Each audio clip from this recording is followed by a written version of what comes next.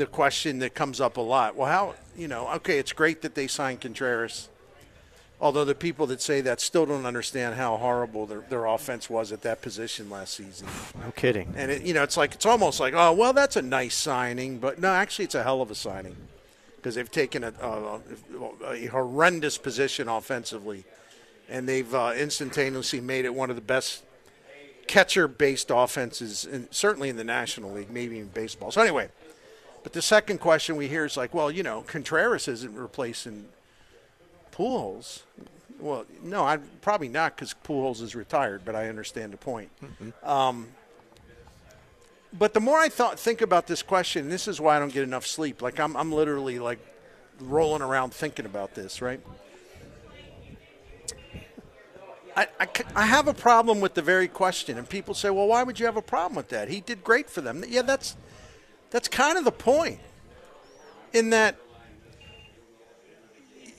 what happened with Pujols last season wasn't like exactly a miracle, but he didn't hit for 3 months, and people were, in effect, a lot of people were either saying or thinking, well, it's kind of a shame. I mean, I'm glad he's still here, but man, it's kind of tough to watch, Wish he could have done better. And then all of a sudden, out of nowhere, it's like lightning bolts just start landing all over the place. I mean, that stuff last summer was kind of a once in a lifetime experience. It's going to come along as often as, one of these rare comets. I mean, it's just not something that you can plan on or even replace, because there is no one that they could have brought in this offseason who would have given them that across-the-board value of an Albert Pujols.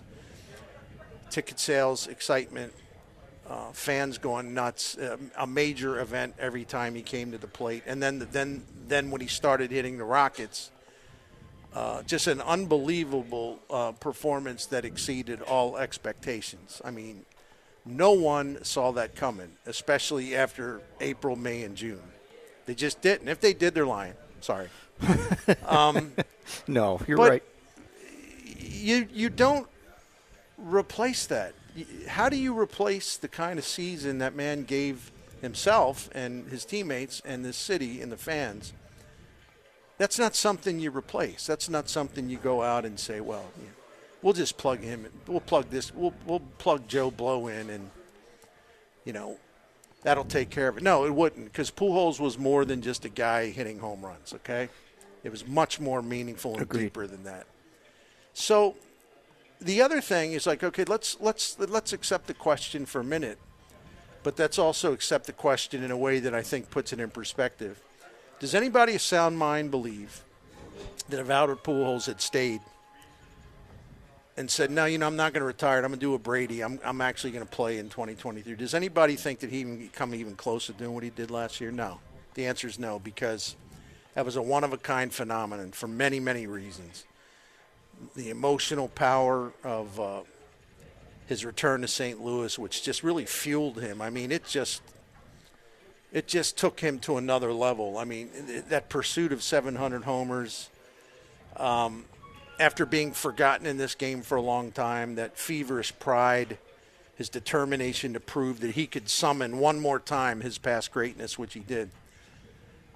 Again, how do you replace that?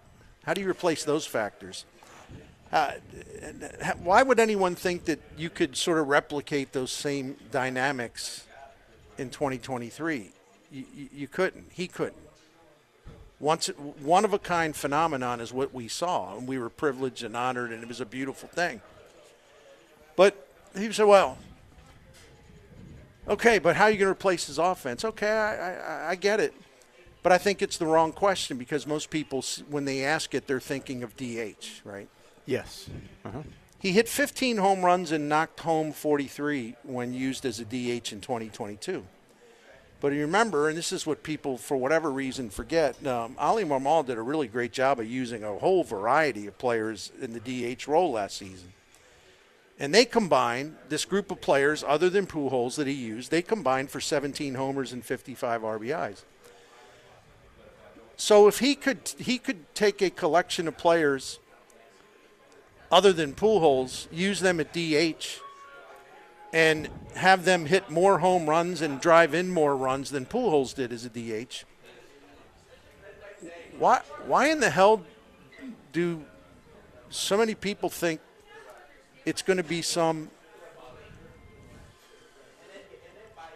incredible challenge and to replace him at DH, and that, they can't do it. They won't be.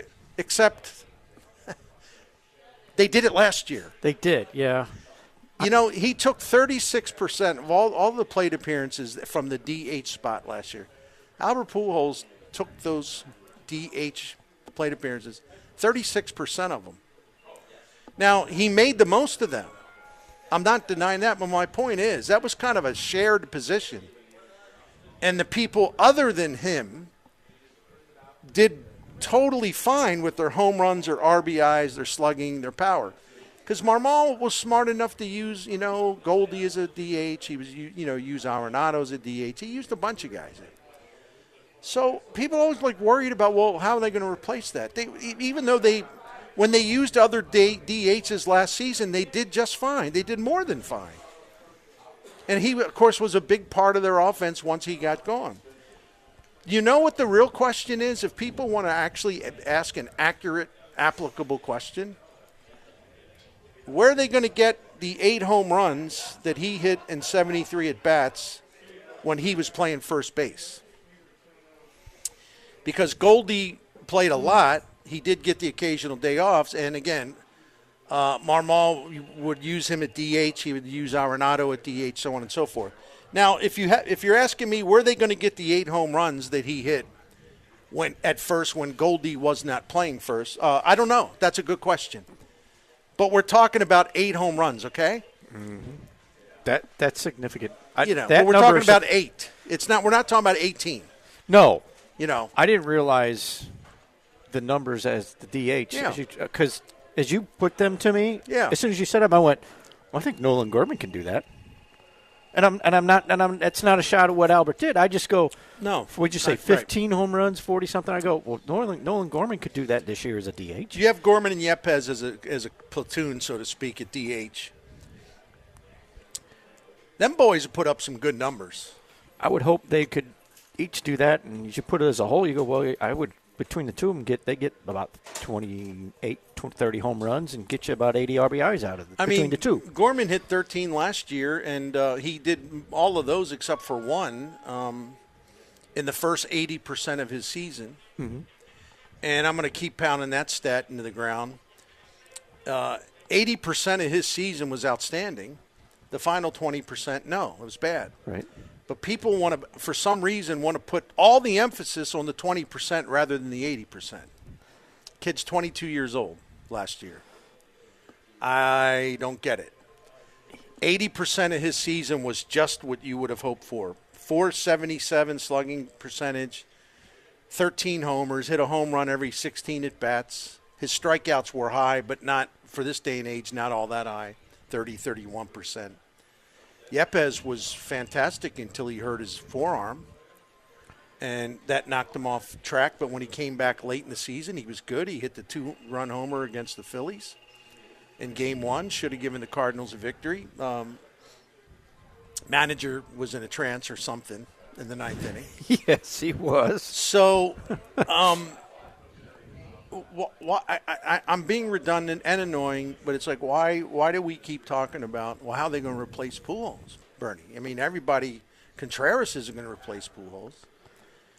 If you take the massive upgrade offensively at the catcher position compared to last year, and then you combine it with the fact that you already have people who can DH, who showed last year that they can really produce. Mm-hmm. Yep. They can produce in a way that will largely compensate for Pujols' absence or his retirement. That's a fact. That's not an opinion. So I know that I lose sleep because I worry about answering questions. I don't know why anyone else. We got to talk about that. I don't know why anyone else would lose sleep over, he's retired. What are they going to do? They're going to go on without him, and really savor the fact that he was back for one more year and it worked out as great as it did? You don't replace what happened last year. No, you can. Oh, heck no. But from a number standpoint, you absolutely can replace it with what you have. Baseball numbers are going to be easier to replace. What you just said, the intangibles and what took place around the field, we're never going to see again. I put 2022 in terms of what we're talking about with the intangible stuff with Albert. Right. The 2022 year for me, this year and beyond, is going to be just like the 2004 summer, the 1985 summer. It's going to be one of those all-time memories you can't replace. That'll never happen again. So from that standpoint, that's the way I look at what Pujols did last year. Number-wise, and I love the way you put it out there with Pujols, especially the DH numbers, because I think most of us think, oh, the DH numbers were just astronomical. They were good, but they weren't like, oh, we gotta have that again, otherwise we'll never win another ball game. That's not where those numbers are. And there's enough bodies on the roster because it's a combination position. It's not, well, we're going to find an old guy who can just rake and let him be the DH. No team does that anymore. No. It's a matchup. Hardly. It's a matchup platoon thing. Yeah, it really is. And the Cardinals have those pieces. Yes. Now, if they would have signed another left-handed bat, that would have been good. I don't like their bench.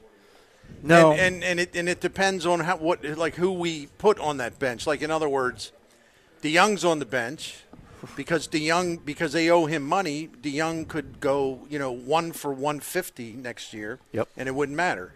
He'd still be on the roster. Oh, he's great defensively. Okay, good. It's true, but it's sad. I guess Gorman, in a way, is on the bench, and there's nothing wrong with having him on the bench because the guy can come off the bat with muscle and do some damage. But they've got right now, Burleson would be on the bench. I don't mind that, but he's young, and you kind of want one of those, pardon the expression, one of those seasoned veterans types. But as long as they can hit. And then you have Kisner, who I didn't mention because why? Well, why mention him? He's not going to play because he's got to be there. They should have a better backup, but so the bench isn't real exciting, No. Now, when Jordan Walker comes up here, they will have more because that'll be you'll have you have Walker in right, Carlson, Nootbaar in center. Mostly Nootbaar because against right-handed pitching, and then Big Boy in left, and then you would have Burleson out there maybe as your fourth. Donovan can play the outfield, but when Walker comes up, then you have you have more depth, outfield depth, so to speak. So I would feel better about that, although it might take Walker a little time to transition. I'm all in favor. That's the point. It's not that I'm in favor of them. I wish they would have added a bat, but they didn't because, again, hey, did you see our record against the Reds? It's pretty good. Hey, did you see what we did to the Buccos? Hey, how about us slapping them Cubs around? We're special. It's kind of scary anyway. But maybe that help will come later, or maybe Walker will, come up and or start the season and he'll be hitting the rockets all over the place. I don't know, but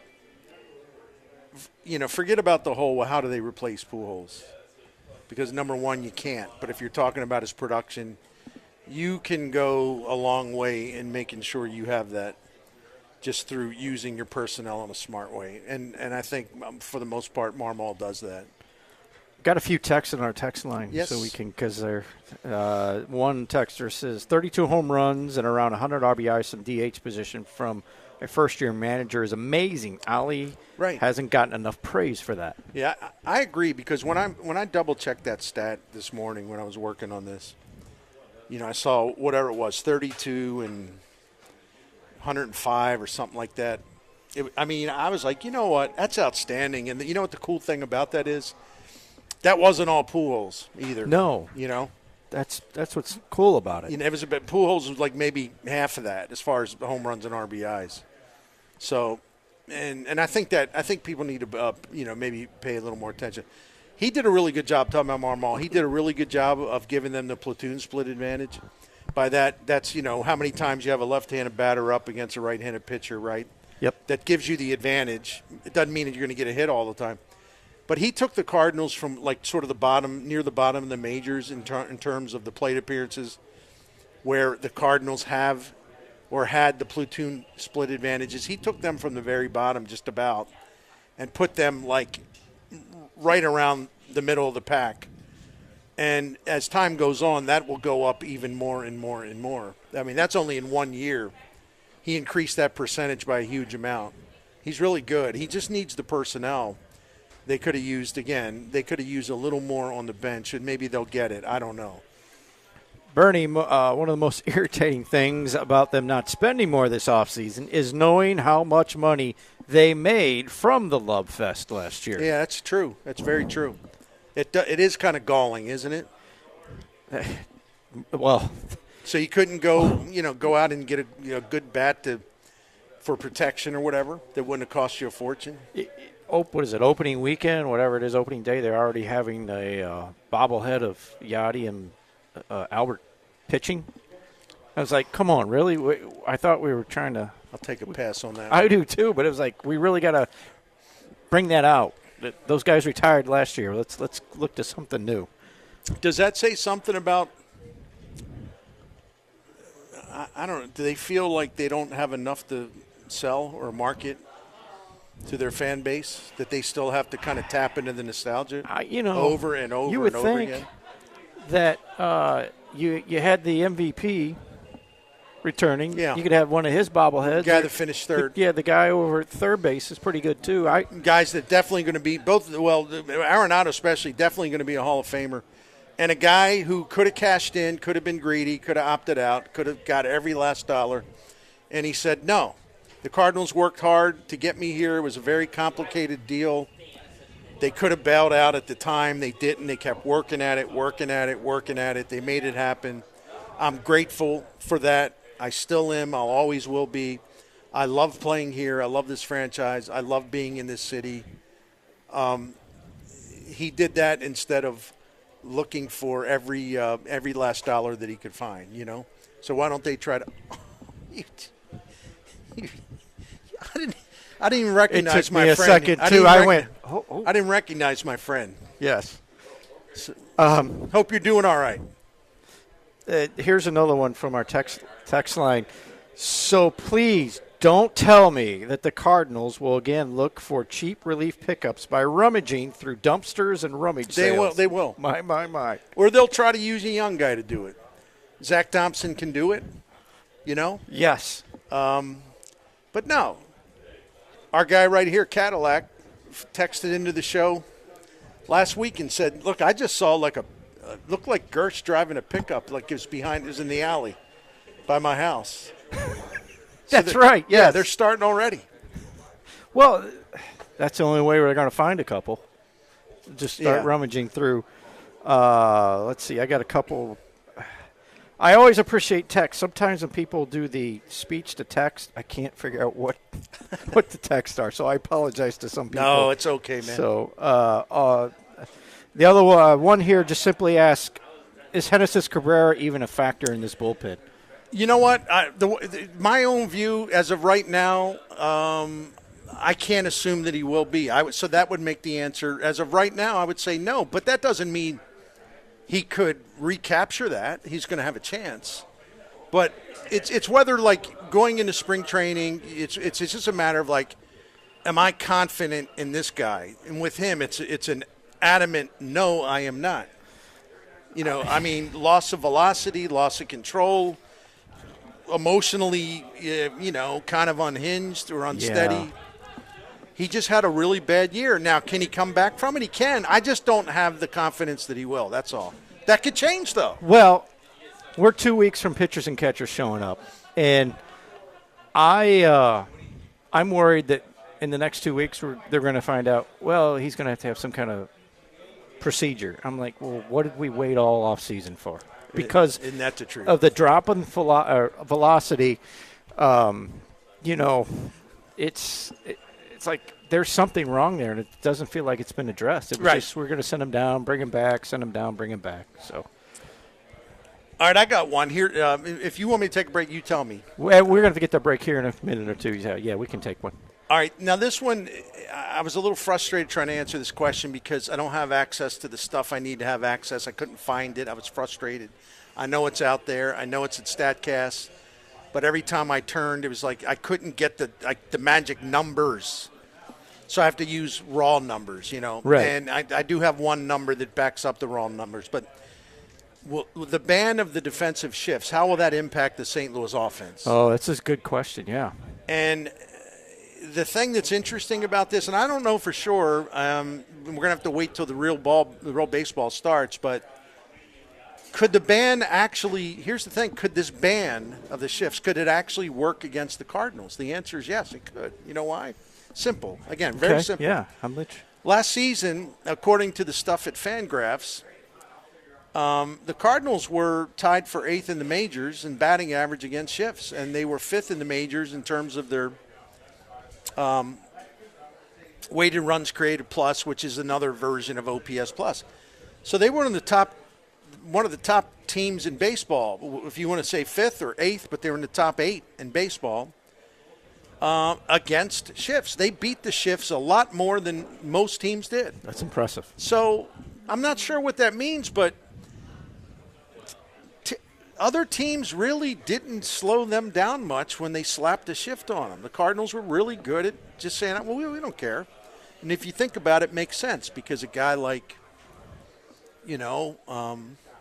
Donovan hits to all fields. He does. Goldie hits to all fields. Quite a few of them. They did. They improved on that a lot this year, or this past season. Here are a few of the batting averages against shifts last season among Cardinals. Goldie, 381. Wow. Donovan, 330. And then you got the people like fretting and writing about and talking about how, he doesn't have any power. Right. Same people that will also say, well, I'm tired of these hitters today. Grip it and rip it. They don't know how to hit. It's Albert's fault, too, Donovan, I'm going to repeat a stat that I know that Jim Hewer loves because I hit him with it a couple times last year. Hold on one second. He bats left-handed, but last season he had 39 hits to left. He batted .411 when he hit it left. 37 hits to center, batted .333 when he hit it to center. Had 33 hits to right and batted .289 when he pulled. So 39 hits to left, 37 to center, 33 to right. That's beautiful right there. That's absolutely beautiful. Plus one of the lowest strikeout rates, one of the highest strikeout rates, one of the highest contact rates, one of the lowest chase rates. Got hit by 14 pitches.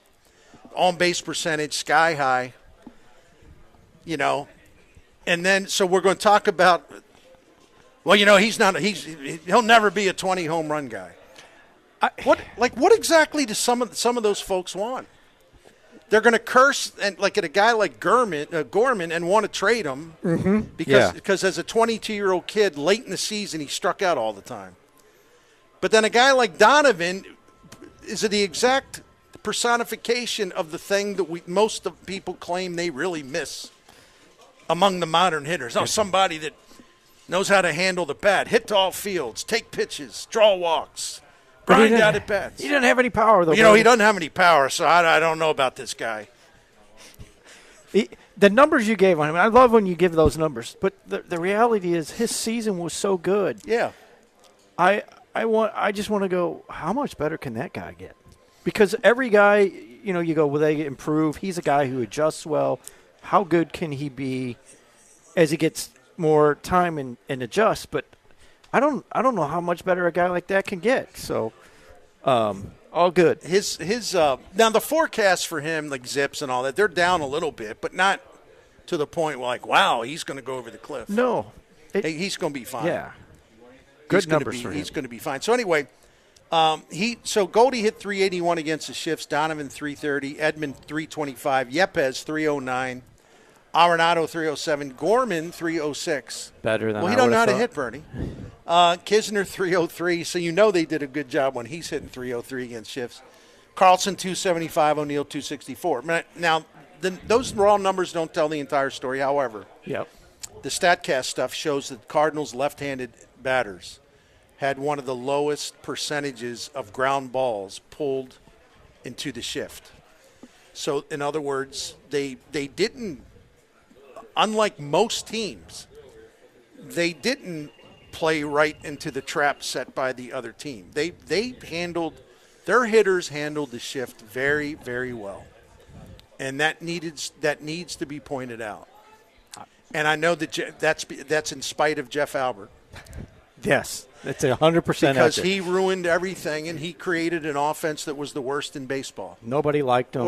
That's right. He couldn't help. Oh, that's right. They were fifth in runs scored. Sorry. The Mets sure were glad to take him aboard, though, weren't they? Oh, yeah, they're dumb, Jay. Yeah, they don't know what they're doing. Anyway, so we get our first break in for this hour. we will do that. Yeah. No, I wanted to. I think the Pujols thing's really interesting, not just because I came up with like kind of a different way to look at it. It's just interesting, in period. And then the other part of the shift stuff is like, okay, does Gorman have to not play second base now? And it's kind of a mixed bag. Maybe we'll talk about that a little bit. Mm-hmm. But people forget another key thing here. The Cardinals were 28th in baseball this past season in terms of the percentage of the time they put a shift on against left-handed batters. They do not use the shift as much as other teams, most other teams. The Cardinals are actually pretty conservative about shifts, and where the big fellow plays, if he's going to play second base, that really applies to his situation because he's not going to be – he played a lot of ball last year in the field when there was no shift on. Gotcha. And so now with no shift at all, it's not like, well, I don't know what to do now. Without the shift, I can't play. I'm not saying he's a good fielder. No, but it's not as germane as – we would assume because they're not a shift-heavy defense against left-handed batters. I was really surprised by what I found. I like that number, the way you put it, because when the Gold Glove second baseman left, and everybody's like, "Oh my God, you lost!" I was like, "When you're playing that many shifts, it's not that big a deal from time to time." But as you pointed out, they didn't shift as much. It didn't matter as much. They really didn't. So it's kind of cool.